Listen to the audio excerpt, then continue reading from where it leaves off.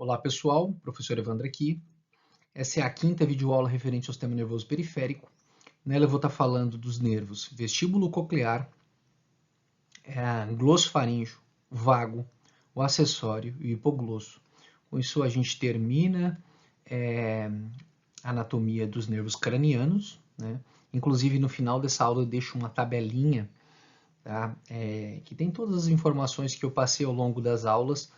Vale lembrar que essa tabela está presente nos slides que eu disponibilizei lá na aula 1. Então, se vocês retornarem lá para a aula 1, na descrição vocês vão encontrar todos os slides utilizados nas aulas de sistema nervoso periférico. E a partir da próxima aula eu começo a falar então dos nervos espinais, e aí a gente vai estudar plexo cervical, plexo braquial, nervos torácicos e plexo lombosacral. Um bom estudo para vocês, né? Peço que curtam, que compartilhem.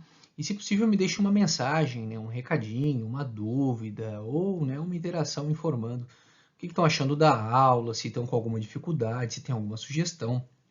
Estou preparando coisas novas para o canal, mas as sugestões são sempre bem-vindas. Um grande abraço e bons estudos. Meu ponteirinho aqui. Turma, em relação ao nervo facial, né, a última aula que vocês assistiram, eu acabei não falando do teste, né, como é que a gente testa nervo facial. E o seguinte, a gente vai testar a motricidade da face do paciente, verificar se a face está simétrica. Um detalhe é o seguinte, tá? Se você encontrar um paciente com a face assimétrica, vou dar um exemplo aqui, ó. A minha face, se ela tivesse repuxada aqui, ó, ela está repuxada para o lado direito, tá? Se eu perguntasse para vocês, qual foi o lado do meu que paralisou o nervo, qual é o lado paralisado, era capaz de vocês colocarem que a lesão foi do lado direito, uma vez que a face está repuxada para o lado direito. E não, o lado paralisado é o lado esquerdo, nesse meu exemplo. Por quê? Vejam, a musculatura do lado esquerdo puxa a face para o lado esquerdo. A metade do lado direito puxa a face para o lado direito. Se eu tenho, pensem num cabo de guerra, se eu tenho uma musculatura puxando para um lado, outra puxando para o outro lado, onde é que para? A face fica paradinha no centro. Agora, se essa musculatura do lado esquerdo, ela paralisa o lado direito sozinho, ó, desvia a linha, puxa, retrai, repuxa para o seu lado, tá? É como se só aqui o cabo de guerra estivesse puxando só do lado direito. Então, ó, se você encontrar um paciente, observar, pede para ele rir, ele faz isso aqui, ó, tá? Meu lado esquerdo tá parado, eu tô rindo, ó, tô puxando a face só com o lado direito, certo? Então, como é que você vai testar esse músculo? Você vai verificar se o paciente apresenta simetria de face. Você pode pedir para o paciente fechar o olho, ó, fecha o olho, não deixa eu abrir. Fecha o olho dele, pede para ele fechar o olho e tenta você abrir com a mão para ver se tem tônus, se tem força nessa contração dos músculos, ó. Sorri, aí pede para ele sorrir e vê se aparece todos os dentes, ele consegue fazer isso de forma simétrica. Se ficar assimétrico é porque esse músculo esses músculos estão paralisados ou enfraquecidos, né? Sinal de lesão do nervo facial. Seguindo então, nervo vestíbulo coclear. Vestíbulo coclear é o oitavo par, é um nervo misto. Tá? O nervo misto, desculpa, ele é um nervo sensitivo, exclusivamente sensitivo, tá? O vestíbulo coclear não é misto, ele é sensitivo e ele se origina aqui no sucubulbo pontino também, ele é bem lateral, ó, aqui na região lateral do sucubulbo pontino. O nervo vestíbulo coclear, ele tem duas porções, né? Ele tem uma porção vestibular e uma porção coclear. Ele emerge por onde? Qual é a abertura dele? A abertura que ele emerge é a mesma abertura por onde passa o nervo facial intermédio, ou seja, meato acústico interno. Só que, então quer dizer, professor, que o facial está aqui, ó. Então quer dizer que o facial, que ele vai passar também pelo canal do facial e pelo forame estilomastoideo? Não. Quem faz esse trajeto, ó, de passar no meato acústico interno, seguir aqui, ó, olha o facial se juntando com o intermédio ali, ó, seguir no seu caminho, ó, entrar no canal do facial e sair lá pelo forame estilomastoide é só o facial. Esse aqui é o corda do tímpano, ó, aquele raminho do facial. Aqui estão os ossículos da audição, mas isso é detalhe, né? Agora, ó, o vestíbulo coclear, ele tem duas porções. Uma porção coclear, que é essa porção aqui, ó, relacionada à audição, então função dessa porção é a audição, e uma porção vestibular que vai ter como função o equilíbrio. Ó, a gente está vendo ali o vestíbulo coclear. Então, função do vestíbulo coclear, audição e equilíbrio. Como é que a gente testa? Verifica se o paciente tem equilíbrio, se ele fica de pé, se ele consegue fechar os olhos, manter os braços abertos e tal. E se ele escuta, vai dizer, mas eu estou conversando com ele, ele está ouvindo. Mas está ouvindo com os dois lados? Professor, eu não sei. Então, como que a gente faz isso? Você pode chegar do lado da orelha, ó, façam isso assim, ó. Passem um dedo no outro, assim, ó, muito próximo da sua orelha. Você consegue ouvir, captar esse estímulo por essa orelha e a outra está longe, a outra não capta. E faz isso do outro lado também. Então, verifica se o paciente consegue ouvir, né, com os dois lados. Nervo glossofaríngeo. O glossofaríngeo é o nono par de nervos cranianos. O glossofaríngeo, ele se origina, ó, vou mostrar aqui para vocês, ó, no sulco posterolateral do bulbo. O glossofaríngeo é esse primeiro aqui que nós vemos. Temos 3 nervos aqui se originando, a origem aparente sendo no sulco posterolateral aqui do bulbo. Então, daqui o glossofaríngeo. O glossofaríngeo é um nervo misto que emerge do crânio, ó, através do forame jugular, tá? Eu sempre brinco de que é o trio ternura passando ali. Glossofaríngeo, vago e acessório emergem juntos, forame jugular. Função do glossofaríngeo, tá? Ele aqui, ó, bom, não sei ainda o que ele faz, mas ele tem que ter alguma coisa relacionada à língua, porque o nome dele é glosso, e alguma coisa relacionada à faringe, né? Senão não seria glossofaríngeo. Glosso é língua, tá? Hipoglosso, embaixo da língua. Aglossia, o paciente não possui língua, tá? Então, glosso é língua.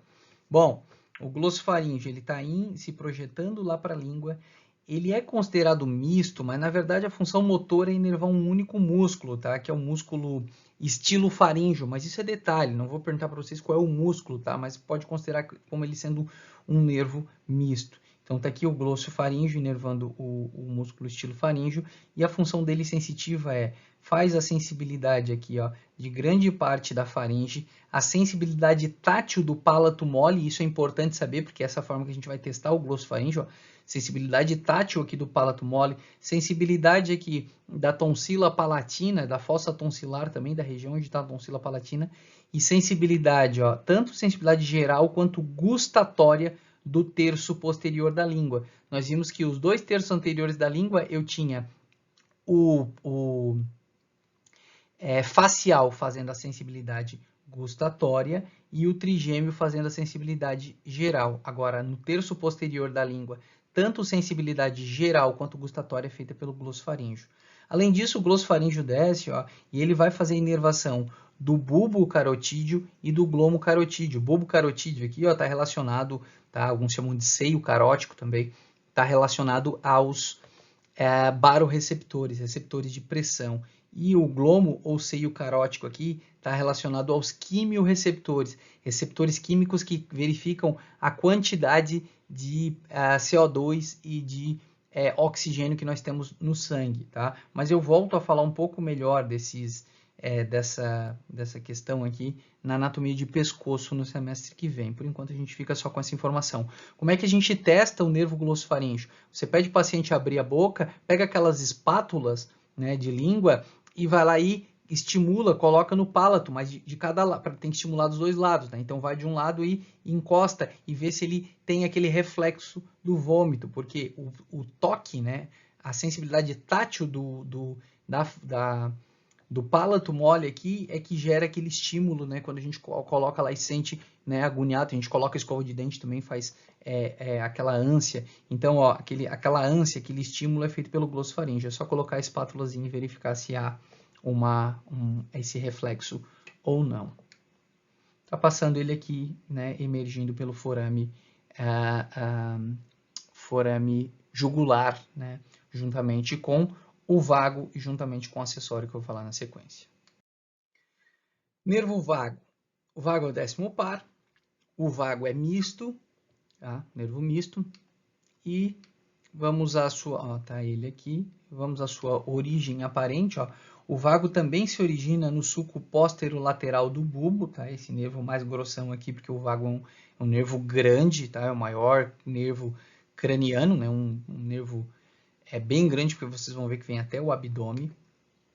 Tá aqui o nervo vago, inclusive ele recebe esse nome de vago porque ele vaga, né? Como se ele saísse vagando pelo corpo. Ele sai lá da cabeça, passa no pescoço, passa no tórax, passa no abdômen. tá? O vago, ele tem função mista, ele emerge do crânio, como eu já falei no slide anterior, pelo forame jugular, juntamente com o glossofaríngeo, juntamente com o acessório, e o vago ele vai estar fazendo a inervação, ó, sensitiva e motora da faringe, da laringe, tá? Isso é importante porque o vago é o nervo responsável por fazer a inervação motora das pregas vocais.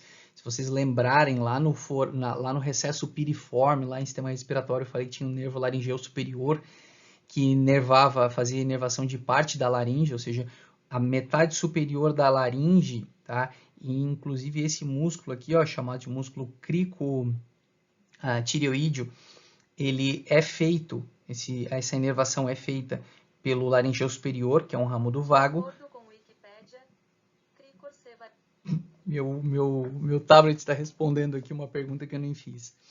E o terço inferior da laringe também inervada pelo vago através de um outro nervo que vocês vão conhecer semestre que vem, que é o nervo laringeu recorrente. Eu vou falar disso na aula de anatomia do pescoço. Então não se preocupem agora, mas é importante saber que o vago ele inerva tanto, né, como eu falei, os músculos, faz inervação motora e sensitiva da faringe quanto da laringe, e vale lembrar que o vago também inerva as vísceras do pescoço, tá? Então, traqueia, esôfago, tá? Do tórax, então pulmões, brônquios, coração, tá? E do abdômen também. Então, as vísceras abdominais, né? Estômago, intestino, essa inervação toda é feita pelo vago, ó. Intestino delgado inteiro, intestino grosso inteiro. Essa imagem ela tem um errinho, ó. Ele vai inervar aqui o seco, o colo ascendente, o colo transverso, até a flexura esquerda do colo. Da flexura esquerda do colo para baixo, que nem está aqui, aí não é mais vago. Então, o vago inerva os músculos, as vísceras cervicais, as vísceras torácicas e as vísceras abdominais. Não são todas abdominais, mas é uma parte dela, né? Parte digestório quase como um todo, ó. Tirando o colo descendente, tirando o sigmoide e reto, todo o restante do sistema digestório que é feito pelo vago. Motricidade e sensibilidade. Só que vale lembrar que a parte motora do vago relacionada a essas vísceras é parasimpática, tá? O vago é o maior nervo parasimpático. Professor, e a inervação simpática? A inervação simpática dessas vísceras, do coração, do intestino, não é feita, dos brônquios, não é feita pelo vago daí, é feita pelos gânglios simpáticos que vêm lá da cadeia simpática, tá? Que terão nervos simpáticos na região cervical e na região torácica também. Desses nervos simpáticos saem axônios de neurônios que comunicam com outros axônios que estão próximos das vísceras. Vocês vão estudar isso lá na neurofisiologia, certo? Mas então, o vago, ele é sensitivo motor das vísceras dos cervicais, torácicas e abdominais, né? Grande parte delas, não todas, mas a gente está falando só de inervação motora parasimpática. Então, sensitivo para essas vísceras e motor parasimpático dessas vísceras, certo? Eu esqueci de falar para vocês que o glossofaríngeo, tá? Então, relacionado ao slide anterior, o glossofaríngeo ele faz também inervação da glândula parótida, tá? Então, inervação relacionada à produção de saliva da glândula parótida é feita pelo glossofaríngeo, tá? Deveria ter falado no slide anterior, mas passou batido, então vocês anotem aí, tá? O glossofaríngeo inerva também glândula parótida. Professor, e sublingual e submandibular? Era nervo facial, a gente também falou disso. Bom, professor, e como é que eu vou fazer os testes, então, relacionados ao nervo vago? Bom, se o paciente estiver falando, não tiver alteração na voz e a frequência cardiorrespiratória estiver normal, o vago está ok, porque se tiver uma lesão do vago, isso vai ter alteração na fonação, porque as pregas vocais de um lado, pelo menos, serão comprometidas, e vai alterar também a frequência cardiorrespiratória, porque o que faz o nosso coração bater, né, com uma frequência um pouco mais baixa, aí 60, 70 por minuto em repouso, e a nossa frequência também está normal, frequência respiratória é o vago, certo? Ó, tá passando ele aqui no forame jugular. Acessório, turma, 11º par de nervos cranianos, ele é exclusivamente motor. O acessório, ele apresenta duas raízes, tá? Ou melhor, duas origens, duas raízes. Uma raiz bulbar, que é essa raizinha que a gente está vendo aqui, ó, tá?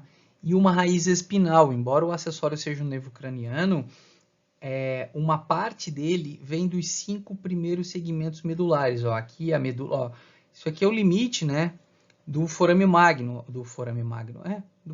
Isso aqui é o limite do crânio, né? Ó, o forame magno está aqui.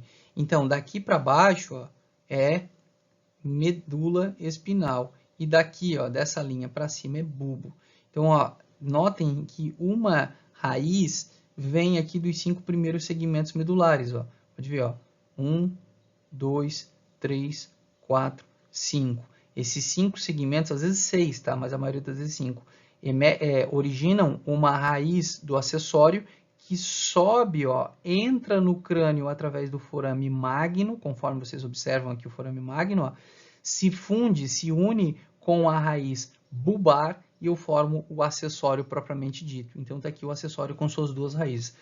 O acessório emite algumas fibras que se fundem com o vago e seguem com o vago, por isso que ele é chamado de acessório, porque ele acessora o vago, só que a função dele é só motora e só no pescoço, tá? Até no tórax ele ajuda, mas pro abdômen ele não chega, tá? Então o acessório ele ajuda o vago, assessorando o vago, mas ó, a outra parte, né, grande parte do acessório segue o seu trajeto normal, como sendo nervo acessório, e vai fazer a inervação motora de dois músculos do pescoço. O esternocleidomastoídeo, né, o músculo que vocês já conhecem bem, esternocleidomastoídeo, e o músculo trapézio, que tem ele aqui. Então, acessório exclusivamente motor, inerva o músculo acessório e o músculo acessório, o músculo esternocleidomastoídeo e o músculo trapézio. Como que você testa o acessório? Ó, verifica se essa curva aqui, ó, essa curva aqui da região posterior do pescoço, ela está presente. Além disso, ó, palpa essa prega que a gente tem aqui e pede o paciente elevar o ombro. Você vai perceber que quando eleva o ombro, ó, essa musculatura ela tem que se contrair. Senhor, mas eu não sei se está se contraindo de forma, né, forte, como deveria ser. Compara com o lado oposto. Então, coloca a mão no ombro e pede para o paciente, eleva o ombro, levanta o ombro. É claro que ele pode ter paralisia do acessório, mas conseguir elevar o ombro, por quê? Porque existem outros músculos que inervam, né? Ou melhor, que fazem a elevação do ombro. Exemplo, o levantador da escápula, né? Poderia pegar os romboides também, ajudam na elevação do ombro. Bom, mas essa prega aqui não vai estar presente nesse caso, certo? Então, elevação de ombro aqui, ó, é feita principalmente pelo trapézio, né? E a gente tem como palpar e pedir para o paciente elevar o ombro. Por isso que vocês vão ver que em pacientes tetraplégicos, tá? Pacientes que tiveram uma lesão medular alta, lesão aqui da medula, tá? Vamos pensar, independente do nível aqui, e tiveram paralisia nos membros inferiores dos membros superiores, muitas vezes eles conseguem elevar o ombro, ó, porque o acessório, embora tenha perdido algumas raízes aqui, né? Tem também a raiz bulbar do acessório e as primeiras espinais. O acessório continua ativo. Dizer, professor, mas não teve lesão na medula? Sim, mas o acessório não é um nervo espinal, o acessório é um nervo craniano, embora aqui uma parte dele venha da medula espinal. Então tá ali o acessório. Por onde que ele emerge do crânio, ó, nervo acessório, emergindo do crânio, ó, vamos primeiro para a origem dele, né? A origem aparente dele é no sulco póstero-lateral do bulbo. Tá ele aqui.